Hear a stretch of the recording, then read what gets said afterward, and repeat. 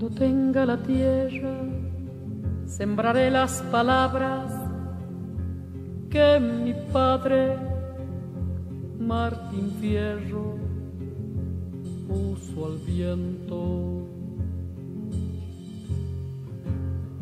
Cuando tenga la tierra... El contexto del año 89, desde el punto de vista económico y en particular con la vivienda, era sumamente preocupante. Y se desata desde el Poder Ejecutivo, el gobierno sanguinetista, una ola de desalojos. Fugman estaba en una situación muy particular porque había descendido el crecimiento de cooperativas debido a que no nos daban ni personerías jurídicas ni tierras. Y en ese momento surge el análisis de ocupar terrenos fiscales. ¿Por qué? Porque creíamos que la Intendencia de Montevideo efectivamente tenía terrenos y no se otorgaban. Será todo un armado político, social con las cooperativas y llegaremos a una Asamblea Nacional en el departamento de Durazno donde se discute si tomar o no la medida y si el conjunto del movimiento lo iba a aprobar. Y empezamos a fines del 87, principio del 88, a ir a lo que se llamaba en la federación cooperativas en formación, una federación de puertas abiertas, de mucha militancia. Se nos fue todo el 88 y nosotros siempre insistíamos en el tema de ocupar tierra, de obligar. Teníamos derecho por haber nacido en este país. Por eso yo nombro a Isaac, porque Isaac decía el artículo 45 de la Constitución, y te lo leía entero, te la repetía. Dice esto la Constitución, nos tienen que dar derecho a la vivienda. Y no había cartera de tierra, no había terreno. Y nosotros, como una tarea militante, empezamos a relevar terreno. Veíamos un terreno baldío y decíamos entre tal número y tal número, tal calle.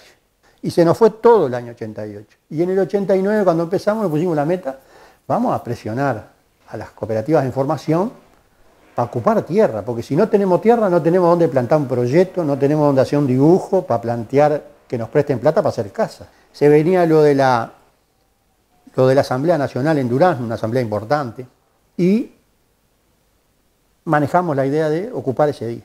Como nosotros no decíamos cuál era el lugar, por una cuestión de seguridad, que no queríamos que se filtrara por ningún lado dónde era, para que nadie nos esperara, nos juntamos ahí en el puente y vamos a ir a ocupar, vamos para allá. Nos prestaron el camión, ahí juntamos palos, tablas, chapas, y todas las ganas. Las pusimos adentro del camión y nos vinimos a ocupar. Pero lo primero que hicimos cuando llegamos acá fue plantar un montón de palos y poner un hilo de alambre, todo con nylon, y decir de acá para acá es Covitea. Tanto significaba ese alambre para nosotros que a media mañana llega un policía y bandea el alambre para el lado de adentro. Y me acuerdo claro que del otro lado del tejido tenés que estar. Porque de ahí para acá, esto es nuestro. No, dice, venimos porque hay una citación, dice, hay una denuncia porque están ocupando un terreno. Bueno, no hay inconveniente, nos vamos a presentar en la comisaría. No, pero tenemos que llevar a alguien. No. Primer trancazo, no van a llevar a nadie. Nosotros nos vamos a presentar. Ah, bueno, Y si van ahí con la documentación, se fueron. Seguimos haciendo lo que estábamos haciendo, que era rápido, hacer un tipo de vivienda, una casilla, cualquier cosa, con las chapas que teníamos en los palos. Se da la ocupación a media mañana y dice, bueno, ya estamos prontos, y vamos a llamar a la federación y le decimos nosotros el Sapo Arrillaga. Y ahí llega una llamada telefónica desde Montevideo, donde se adelantó Covitea. En La Teja se había ocupado un terreno y daba el puntapié inicial a las ocupaciones de tierra. Se hace un cuarto intermedio, llegamos hasta el terreno de Covitea, venidos de Durazno todos los delegados de la Asamblea, a darle la solidaridad a Covitea, y a partir de ese cuarto intermedio se resuelve otra nueva asamblea para ocupar el 29 de julio. Tuvimos que dotarnos de muchos elementos, jurídicos, sociales, políticos. Esto no fue algo espontáneo, fue algo premeditado, discutido y organizado por Fugman y las cooperativas en formación en el momento. Se había hecho un catastro, se habían buscado tierras posibles de ocupación, y es así como se ocupa en el Cerro, se ocupa en el Prado, Paso Carrasco, en fin, una serie de lugares. Y las cooperativas que debo recordar es Atacuabé, Acovide, a Covicevi, 6 de Mayo, Covipaso, todas cooperativas que ocupan en ese momento distintos terrenos. Cada uno de los terrenos tuvo su problemática porque se desata una ofensiva brutal contra las ocupaciones de tierra, al grado tal que quieren intervenir y el contador Ney, en ese momento director del Banco Hipotecario del Uruguay, interviene a Fugban y sus libros. Puso al viento. Cuando tenga la tierra, la tendrán los que luchan, los maestros, los hacheros, los obreros. Cuando tenga la tierra, te lo juro, semilla. El contexto era que nosotros, por ejemplo, esta cooperativa fue fundada en el año 85 y no teníamos personería jurídica, ¿no? Más allá de todas las movilizaciones y todo lo que implicaba llenar padrones y presentar papeles para obtener la personería, no teníamos. Al no tener personería jurídica no podíamos gestionar préstamos, no podíamos gestionar tierra, no podíamos hacer nada. Entonces, bueno, como medida de lucha nos reuníamos Fugban, cooperativas en formación, que nos llamábamos así porque en realidad no teníamos nada, y bueno, como medida de lucha se decidió la ocupación de tierras, ¿no? Con una plataforma reivindicativa. Bueno, la ocupación, nosotros ocupamos en el 89 y en el año 97 escrituramos. Yo creo que si no se hubiese ocupado esas tierras, ¿no? En el 90, o sea, ocupamos en el 29 de julio de 1989 y en marzo de 1990 obtuvimos la personería jurídica. O sea, eso es un gran logro. Después peleamos por la cartera de tierras, logramos una cartera de tierras. Después peleamos por la ley 14.105, también, ¿no? Que es, de acuerdo al ingreso, es la cuota que vas a pagar. Si bien nos demoró mucho el préstamo, porque recién en el 98 lo firmamos, escrituramos en el 97 y en el 98 lo firmamos, la obra la empezamos en septiembre del año 1998. Y bueno, fue un proceso que no fue ni fácil ni sencillo, pero sí muy colectivo. Nosotros en principio nos reuníamos en principio nos empezamos a reunir en Fugban, después nos reuníamos en una parroquia en Sufriategui, en la calle Sufriategui, y después nos reuníamos en Tebelpa. Y ahí se fue como llenando más, fue cambiando también un poco la gente, ¿no? Y se hizo todo un cuestionario a todos los compañeros de si estaban dispuestos a una ocupación de tierras en la situación que estábamos viviendo, que llevábamos 4 años de fundado y no teníamos absolutamente nada, y que no éramos los únicos. O sea que éramos muchas las cooperativas que estábamos en la misma situación, y que nosotros nos reuníamos en Fugban, en las cooperativas en formación, y ese cuestionario se les preguntaba, bueno, ¿están dispuestos a la ocupación de tierras, a lo que significa esto, que bueno, que es con la familia, que no sabemos qué es lo que va a pasar, pero sí lo más importante es la unidad, es el trabajo colectivo, que sin duda todo el mundo estaba dispuesto, ¿no?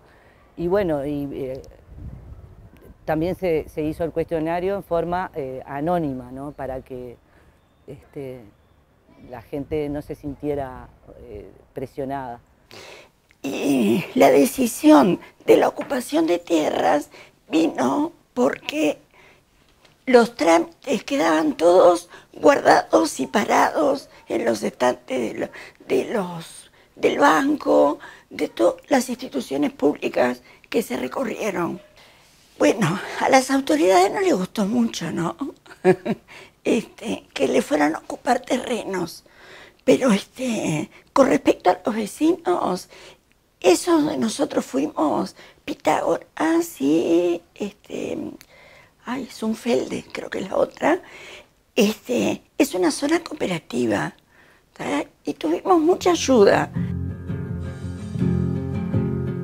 Cuando tenga la tierra, formaré con los grillos una orquesta donde canten los que piensan. ¿Cómo nos defendimos jurídicamente? Bueno, hay que acordarse de una figura señera y fundamental en ese momento, que fue el doctor Elio Sartú, amigo, compañero y siempre a las órdenes de Fugman. Él enseñó a los ocupantes y a nosotros cómo poder defendernos. Recuerdo que nos querían procesar por violencia, usurpación y clandestinidad. Nos preparamos. Nos preparamos a tal grado que repetíamos como loros, si nos llamaban desde el juzgado, cómo defendernos. Contra la violencia, no tocar ni una ramita que hubiera, ni un alambrado que hubiera en el terreno que se iba a ocupar.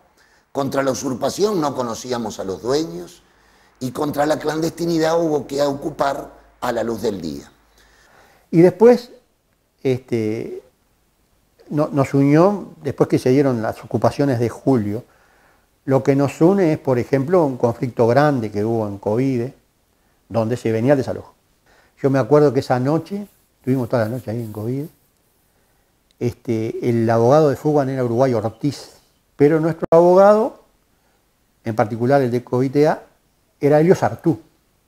Era un tipo al que le teníamos confianza. Y que te decía, por ejemplo, como te digo una cosa, te digo la otra. Tienen razón lo que dicen ellos, nos van a desalojar, te decía Sartú. Pero si nosotros logramos hacer determinadas cosas, como poner 2 radios o 2 canales de televisión acá, la policía no los va a desalojar. ¿Por qué? Porque si eso sale en la radio y sale en la tele, van a perder votos. Y si pierden votos, no mueven un dedo. Hacete una idea como tuvimos que salir a las radios a entregar que vinieran a primera hora, porque si no nos desalojaban. Fuimos a 2 canales de televisión y uno estuvo presente. Hicimos una movida impresionante, rápido, y logramos quedarnos. Nos quedamos en el terreno con COVID. Y ahí estuvimos una semana nosotros. Ya estaba hecha la ocupación, ya estábamos mucho más seguros. Igual, después de todo eso, nos quedamos una semana ahí. Fue importante todo eso. Nos hizo crecer también. Nos hizo crecer en lo que la Fugman es una escuela profesional de solidaridad, ¿viste? De organizar. Cada vez que conversamos con Sartú decía, es importante que no dejen de ser usuarios. Lo único que importa en una vivienda es usarla. El artículo 45 de la Constitución que nos recitaba el gallego Isaac, que decía que todos los nacidos en la República Oriental del Uruguay tienen derecho a una vivienda digna y de no poder conseguirla, el Estado debe proveerla. Entonces, si vos ponés en la Constitución algo como eso, estás reconociendo, no tácitamente, estás reconociendo la importancia que tiene la vivienda. Donde vos haces familia, donde haces sociedad, donde forjás algo importante que tiene este país, que es la familia. Cuando no tenés vivienda, cuando te patean y no tenés dónde vivir, ¿por qué? Porque no tenés derechos, los derechos mínimos no los tenés.